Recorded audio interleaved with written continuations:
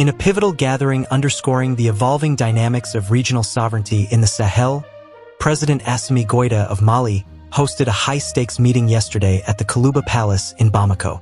The assembly brought together key officials from the Alliance of Sahel States, AES, including representatives from Burkina Faso and Niger, alongside a diverse group of Malian citizens, civil society leaders, and local government figures. The discussions centered on advancing the treaties underpinning the AES Confederation and reimagining governance structures to better serve the needs of the region's populations amid ongoing security, economic, and political challenges.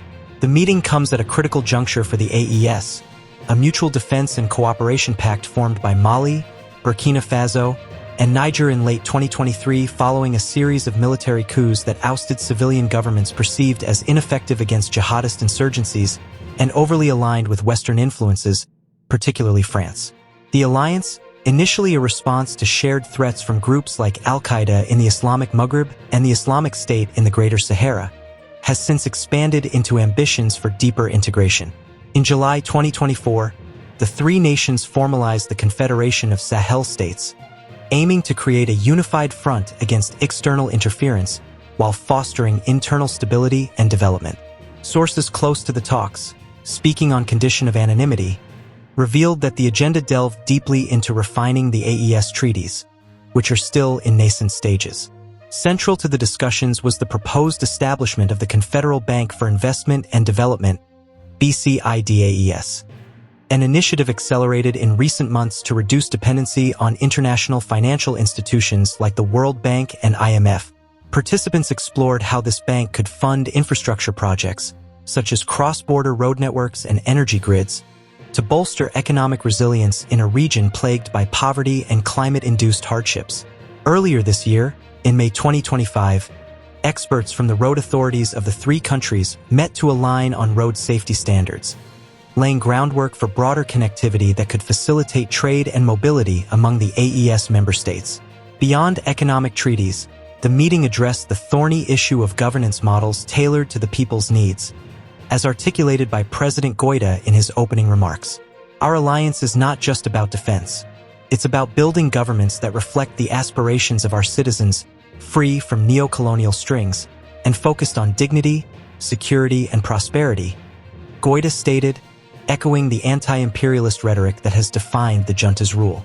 Attendees, including Malian farmers, youth activists, and women's groups, were invited to voice concerns over how AES governance could incorporate grassroots input. One key proposal under scrutiny was the creation of a Sahelian Criminal and Human Rights Court, CPSDH, announced in June 2025, which aims to handle regional justice matters independently of international bodies like the International Criminal Court, often criticized in the Sahel for perceived biases. The inclusion of ordinary Malians in these talks marked a notable shift, potentially signaling an effort to legitimize the military-led transitions. Since the 2020 coup in Mali, Goïta's administration has navigated promises of democratic restoration amid extensions of transitional periods. Similar dynamics play out in Burkina Faso under Captain Ibrahim Traorè and in Niger under General Abdourahmane Tiani. Discussions reportedly examined hybrid governance frameworks that blend military oversight with civilian participation, such as consultative assemblies or localized councils, to address issues like land rights, education, and healthcare. For instance, participants debated integrating traditional dispute resolution mechanisms into AES treaties to ensure cultural relevance, while also planning for joint security operations that prioritize community intelligence over foreign military bases. Geopolitical undercurrents loomed large, with references to recent external engagements. Just a day prior, on August 14, 2025, military leaders from the AES convened in Moscow for their first official meeting with Russian counterparts, focusing on enhanced defense cooperation. This has fueled speculation that the Bamako talks are partly aimed at countering Western sanctions and isolation following the AES's formal withdrawal from the Economic Community of West African States, ECOWAS, in January 2025. ECOWAS, which had suspended the three nations post-coups, offered a 6-month extension for reintegration, but the AES opted for full separation, citing irreconcilable differences over sovereignty and intervention policies. The move has prompted calls from bodies like the African Union's Peace and Security Council for new cooperation frameworks, as highlighted in a July 2025 joint statement with ECOWAS's Mediation and Security Council. Delving into the specifics, the meeting explored treaty provisions for a unified currency or economic zone, drawing lessons from the failed West African Monetary Zone. Proponents argued that such measures could shield the AES from currency fluctuations tied to the CFA franc, a remnant of French colonial influence that the juntas have vowed to dismantle. On the governance front, breakout sessions reportedly analyzed models from other regional blocs, like the East African Community's people-centered integration, adapting them to the Sahel's unique context of nomadic populations and transhumance economies. Citizens raised pointed questions about accountability, with one Malian educator emphasizing the need for treaties to mandate investments in education to combat youth radicalization, a root cause of the insurgencies that have displaced millions since 2012. Security remained a core thread, with officials outlining plans for a joint AES task force to patrol porous borders, building on existing collaborations with Russian Wagner Group successors, now Africa Corps, and local militias. However, internal challenges were not glossed over. Reports of human rights abuses by security forces in all three countries, including arbitrary detentions and suppression of dissent, prompted debates on embedding safeguards into the Confederation's charter. The potential expansion of AES, with Chad's President Mahamat Idris Déby Itno signaling interest in May 2025, added another layer, as participants weighed how new members could influence governance norms. As the talks extended into the evening, the atmosphere was one of cautious optimism mixed with urgency. With the UN Security Council set to brief on West Africa and the Sahel later this month, the outcomes of this meeting could ripple far beyond Bamako. Yet, as deliberations continue, President Goïta took center stage to elaborate on the AES's bold strides in resource management, framing it as a cornerstone of the Confederation's future governance. In a passionate address to the Assembly, Goïta highlighted the exemplary actions of AES partners Burkina Faso and Niger, declaring, "Countries like Burkina Faso and Niger are the ones that truly know what it means to manage our nation's resources with sovereignty and foresight. That's why they have decisively sacked foreign miners from their territories. Actions that empower our people to reclaim control over our resources and wealth, free from exploitation that has drained our lands for generations." Goïta's remarks, met with applause from Malian attendees including artisanal miners and community leaders, underscored a growing wave of resource nationalism sweeping the Sahel. This sentiment is not mere rhetoric. It reflects concrete policies enacted by the juntas since their ascendance, aimed at dismantling decades of foreign dominance in mining sectors that have long been criticized for unequal profit sharing and environmental degradation. In Burkina Faso, under Captain Ibrahim Traoré's leadership since the 2022 coup, the government has aggressively renegotiated contracts with international firms, particularly in the gold sector, which accounts for over 75% of the country's export revenues. As early as 2023, Burkina Faso suspended operations of several foreign-owned mines, citing violations of local content laws and insufficient contributions to state coffers. By mid-2024, the junta nationalized key assets, including those held by Canadian firm Endeavour Mining, forcing the company to cede a larger stake to the state amid threats of outright expulsion. This move, Goïta noted, has allowed Burkina Faso to redirect mining revenues toward funding anti-terrorism operations and social programs, such as subsidized agriculture for communities displaced by insurgencies in the north. CanadianDimension.com. Niger's trajectory offers an even starker example, where General Abdourahmane Tiani's administration has targeted the uranium industry, a linchpin of the economy historically controlled by French giant Orano, formerly Areva. In a dramatic escalation in early 2025, Niger revoked Orano's mining permits for the Imuraran site, one of the world's largest uranium deposits, accusing the company of systematic asset stripping and failing to invest in local infrastructure. Goïta praised this as a model of resource stewardship, pointing out that Niger's actions followed a pattern of expelling foreign entities, including Chinese firms like Soras and CMPC, which were given mere 48-hour ultimatums to vacate operations in March 2025 amid allegations of environmental harm and tax evasion. By asserting control, Niger aims to process uranium domestically, potentially through partnerships with Russian entities like Rosatom, which could boost value addition and generate jobs in a country where youth unemployment fuels recruitment into extremist groups. Participants in the Bamako meeting discussed how such expulsions have already begun to yield fiscal benefits. Niger's state revenues from mining reportedly surged by 30% in the first half of 2025, funds earmarked for the AES's joint defense initiatives. Mali itself mirrors these efforts, with Goïta's government auditing and suspending licenses for foreign miners in gold-rich regions like Kayes and Sikasso. Since 2023, Mali has clashed with companies such as Barrick Gold and Resolute Mining, demanding higher royalties and local employment quotas. In a landmark decision in February 2025, Mali expelled several Australian and Canadian operators accused of smuggling gold worth millions, redirecting those concessions to state-backed cooperatives. Goïta emphasized that these measures are about more than economics.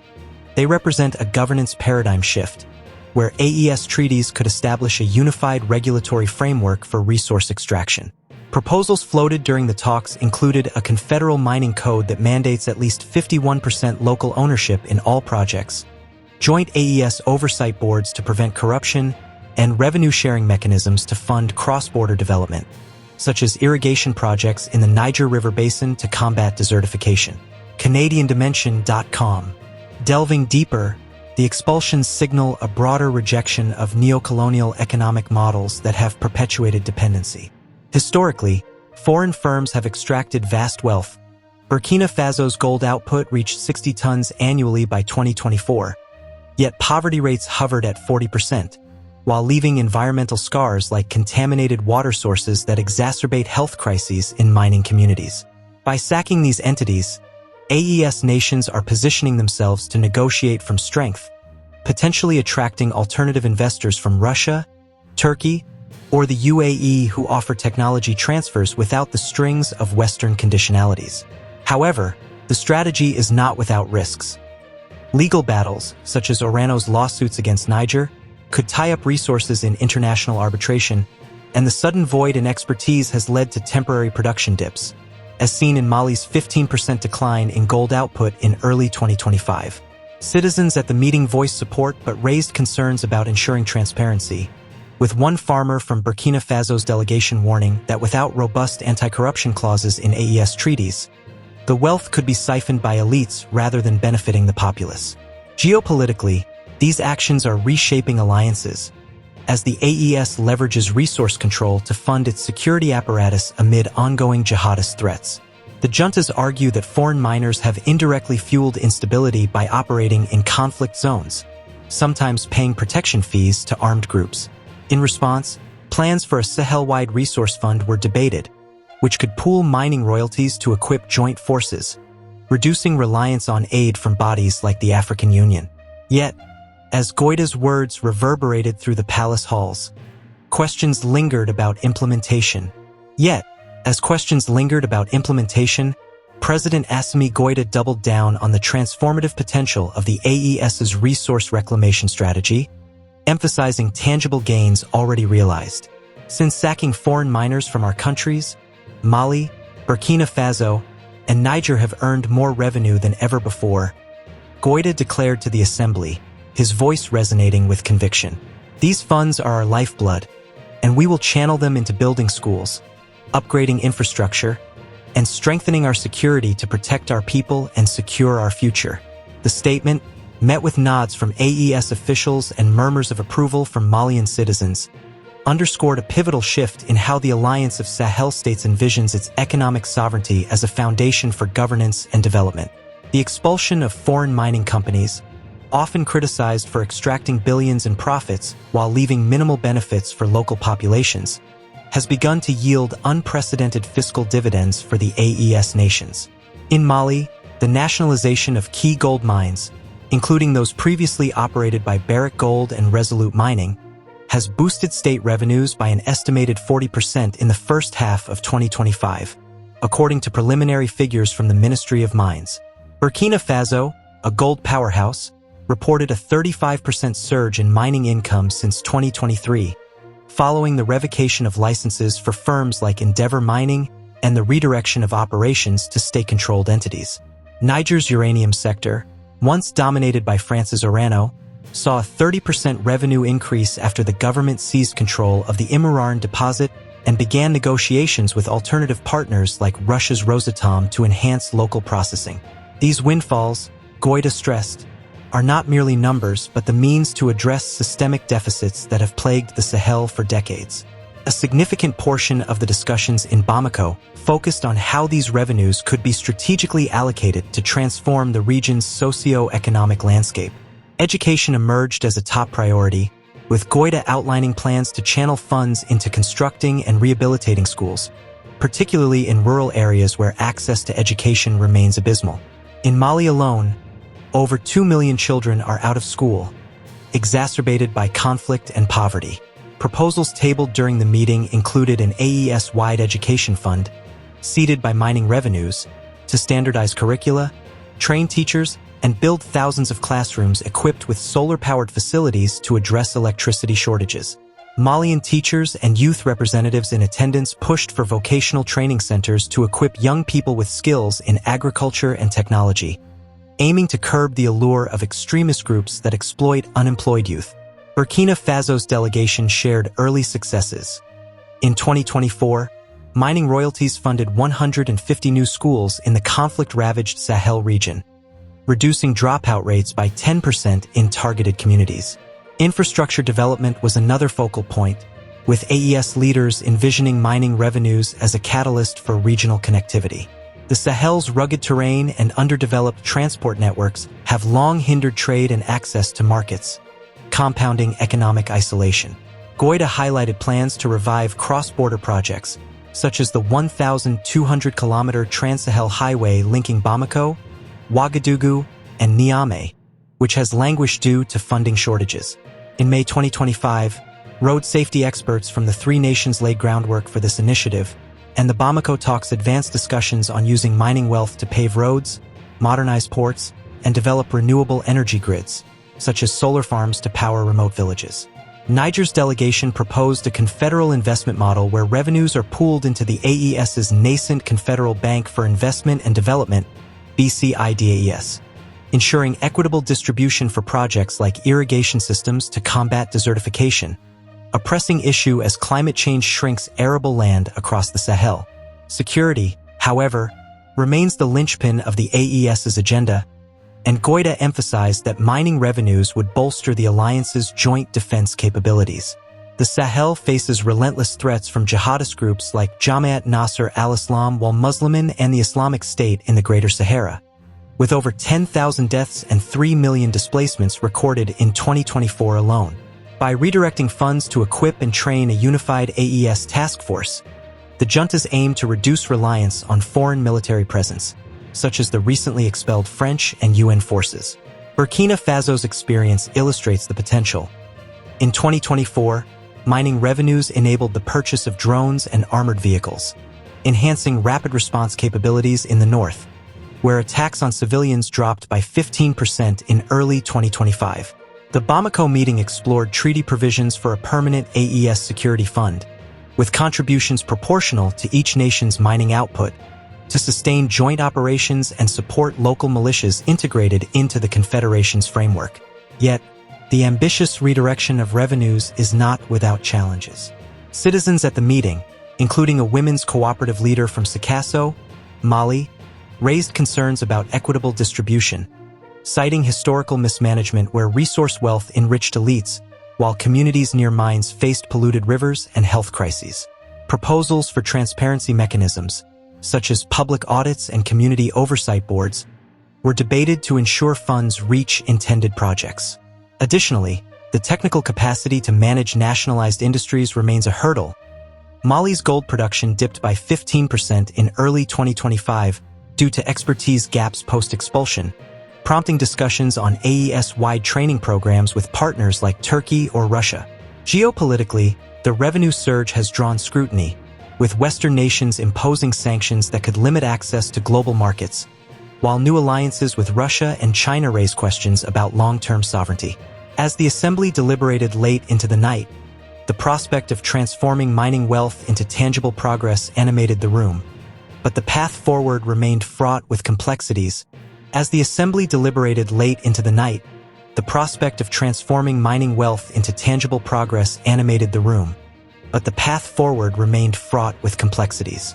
President Goïta, sensing the momentum, pivoted to a forward-looking vision, asserting that more achievements are on their way to be realized, building on the foundations we've laid through our sovereign reforms. He elaborated on the AES's ambitious pipeline, including the imminent launch of a common currency to replace the CFA franc, a symbol of lingering colonial ties, and the establishment of a unified passport system to enhance mobility and economic integration among member states. These steps, Goïta argued, would not only consolidate the Confederation's economic autonomy but also foster a sense of shared identity, allowing citizens to travel, trade, and invest freely across borders without external barriers. Delving into the specifics, the discussions highlighted how these forthcoming milestones could amplify the AES's early successes in resource management. With mining revenues already surging, Burkina Faso's GDP growth hitting 5.494% in 2024, Mali at 3.751%, and Niger leading at 9.869%. The alliance is poised to recover up to $995 million in uncollected funds through ongoing nationalizations, potentially boosting regional GDP contributions from mining to 20%. Goïta pointed to the Confederal Bank for Investment and Development, BCIDAES, set for full operationalization by late 2025, as a game-changer for channeling these resources into Pan-Sahelian projects like a joint refinery for gold and lithium processing, backed by partnerships with Russia and China. This bank, evolving from the Liptako-Gourma Integrated Development Authority, ALG, would serve as the AES's central financial hub, funding initiatives such as agricultural self-sufficiency programs to combat food insecurity affecting over 20 million in the region, and a tri-state military academy to train forces in counterterrorism tactics tailored to the Sahel's terrain. Security enhancements loomed large in the projected achievements, with plans for a fully integrated joint task force by 2026, expanding on the 2024 Mutual Defense Pact to include shared intelligence networks and rapid deployment units. Goïta emphasized that these developments would address root causes of instability, such as illicit economies tied to terrorism, by redirecting mining oversight to local cooperatives and using revenues to dismantle networks that have sustained groups like JNIM through artisanal mining collaborations. On the governance front, the Confederation's charter, nearing finalization, envisions hybrid models incorporating new constitutions in each nation. Niger's focusing on stabilization extensions, Burkina Faso's on anti-corruption clauses, and Mali's on inclusive civilian consultations to ensure accountability and cultural relevance. Participants explored how these reforms could extend to environmental safeguards, like sustainable extraction protocols for uranium and gold, mitigating the degradation that has displaced communities and fueled conflicts. In a stirring call to action, Goïta urged, all Africans who cherish self-actualization and good governance must join this race and support our governments in the AES.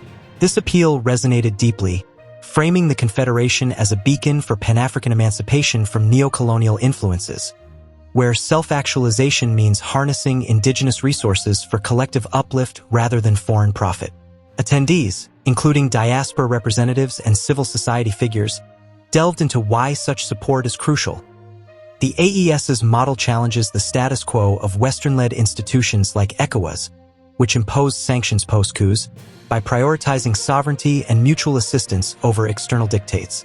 Good governance, in this context, translates to transparent resource allocation, evidenced by Burkina Faso and Mali's nationalizations repatriating millions in revenues, and participatory mechanisms such as the proposed AES citizen assemblies to amplify voices from marginalized groups like women and nomades.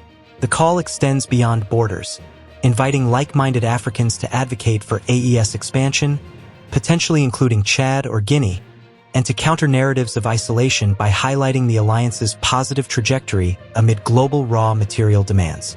Challenges persist, such as navigating international arbitration over expelled firms and building capacity for independent operations, But supporters argue that collective backing could accelerate achievements like a monetary union based on natural resources, fostering economic resilience against climate shocks and inflation. As one Nigerian official noted, "This is Africa's moment for true self-determination. Joining means investing in a future where our wealth builds our nations, not others' empires." moderndiplomacy.eu.